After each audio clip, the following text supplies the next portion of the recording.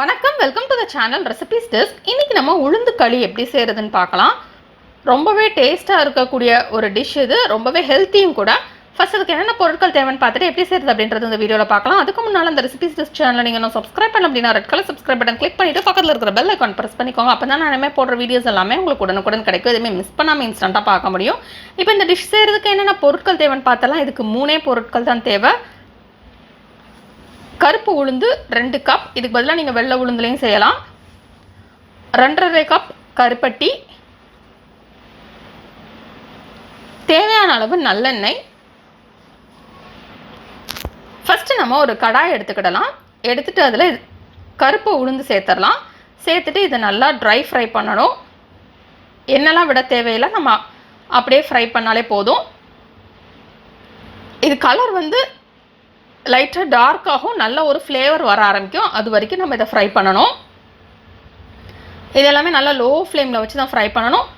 இதை நல்லா மிக்ஸ் பண்ணி விட்டுட்டே இருங்க, அப்போ தான் எல்லாமே ஒன்று போல் ஃப்ரை ஆகும். இப்போ பார்த்தீங்கன்னா கலர் வந்து கொஞ்சம் டார்க்காக சேஞ்ச் ஆகிடுச்சு. இதில் வந்து நல்ல ஒரு ஃப்ளேவர் வர ஆரம்பிக்குது. இந்த மாதிரி ஒரு ஸ்டேஜ் வர்ற வரைக்கும் நம்ம ஃப்ரை பண்ணணும். அதுக்கப்புறம் நம்ம ஸ்டவ்வை ஆஃப் பண்ணிடலாம். ஆஃப் பண்ணிவிட்டு இதை அப்படியே ஆற விட்டுறலாம். அது ஆறிட்டு இருக்கட்டும். அதுக்குள்ளே நம்ம வந்து கருப்பட்டி பாகு ரெடி பண்ணிடலாம். கருப்பட்டியை வந்து நம்ம லேசாக தட்டிட்டு அதை ஒரு பேனில் எடுத்துக்கலாம். அது கூட 1 கப் தண்ணி சேர்த்துக்கலாம். சேர்த்துட்டு இப்போ இதை கொதிக்க விட்டுடலாம். இதில் கம்பி பதம்லாம் நமக்கு தேவையில்லை. நமக்கு வந்து இது எல்லாமே கரையணும். அது வரைக்கும் கொதிக்க விட்டாலே போதும். இது நல்லா கரைஞ்சதுக்கப்புறம் இதை நம்ம ஃபில்டர் பண்ணிடலாம். ஃபில்டர் பண்ணிவிட்டு நம்ம யூஸ் பண்ணலாம். இப்போ இது நல்லா கரைஞ்சிடுச்சு. இப்போ இதை நம்ம ஃபில்டர் பண்ணிடலாம்.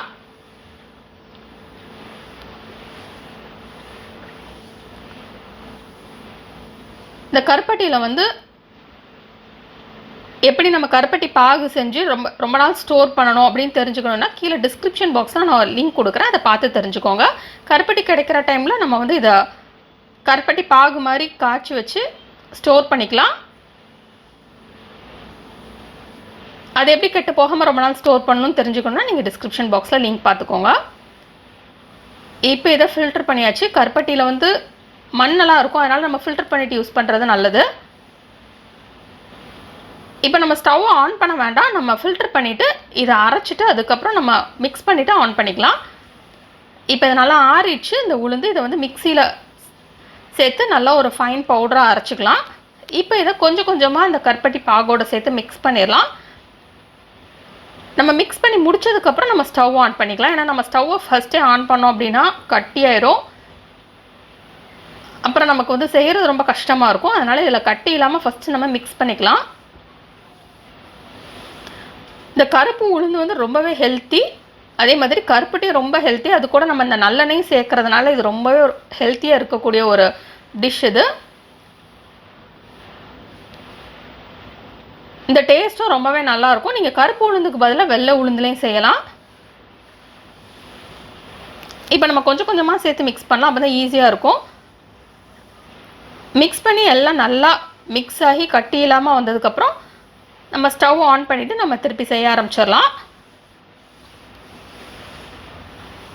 இப்போ நான் மீதம் உள்ளதையும் சேர்க்க போகிறேன்.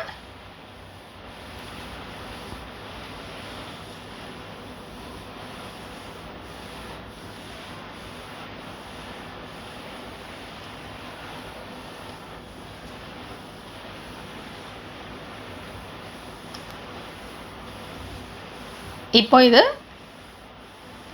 ஓரளவுக்கு மிக்ஸ் ஆயிடுச்சு. இன்னும் நல்லா நம்ம கட்டி இல்லாமல் மிக்ஸ் பண்ணிடலாம்.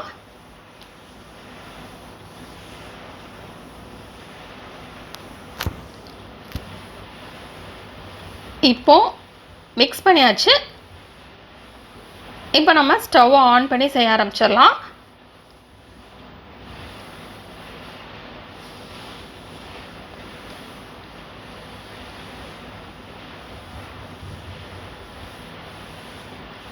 இப்போ நம்ம நல்லா லோ ஃப்ளேமில் வச்சு இதை கிண்டி விட்டுட்டே இருக்கலாம். இந்த களி கன்சிஸ்டன்சி வரட்டும், அது வரைக்கும் நம்ம இதை கிண்டி விட்டுட்டே இருக்கலாம்.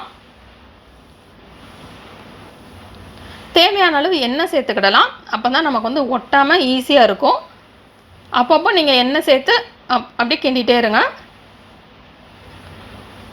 தேவைப்படப்பட நம்ம எண்ணெய் சேர்த்து கிண்டிக்கலாம். நல்லா அந்த அல்வா கன்சிஸ்டன்சி மாதிரி கிடைக்கும். அது வரைக்கும் நம்ம இதை கிண்டி விட்டுட்டே இருக்கலாம்.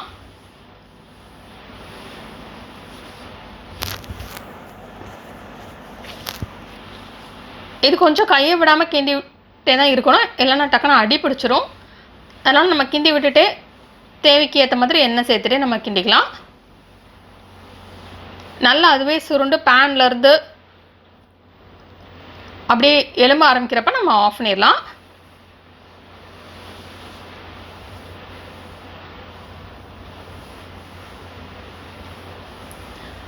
இது வந்து நம்ம கையில் உருண்டை பிடிச்சோம் அப்படின்னா பிடிக்க வரணும், அந்த மாதிரி ஒரு கன்சிஸ்டன்சி தான் இது கரெக்டான கன்சிஸ்டன்சி.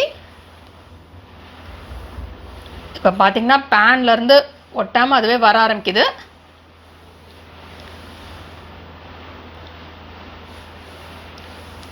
இந்த மாதிரி ஸ்டேஜ் வந்ததுக்கப்புறம் நம்ம ஆஃப் பண்ணிடலாம்.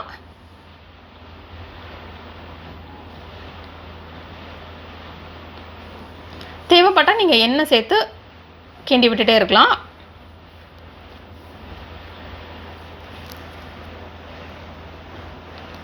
இப்போ நமக்கு சுவையான மற்றும் சத்தான உளுந்து களி ரெடி. இந்த ரெசிபியை நீங்கள் வீட்டில் ட்ரை பண்ணி பாருங்கள். இந்த ரெசிபி உங்களுக்கு பிடிச்சிருந்தா லைக் பட்டன் கிளிக் பண்ணுங்கள், உங்கள் ஃப்ரெண்ட்ஸோட இந்த ரெசிபி ஷேர் பண்ணுங்கள். மறக்காம இந்த சேனலுக்கு சப்ஸ்கிரைப் பண்ணிவிட்டு பக்கத்தில் இருக்கிற பெல் ஐக்கான் ப்ரெஸ் பண்ணிக்கோங்க. அப்போ தான் நான் போடுற வீடியோஸ் எல்லாமே உங்களுக்கு உடனுக்குடன் கிடைக்கும்.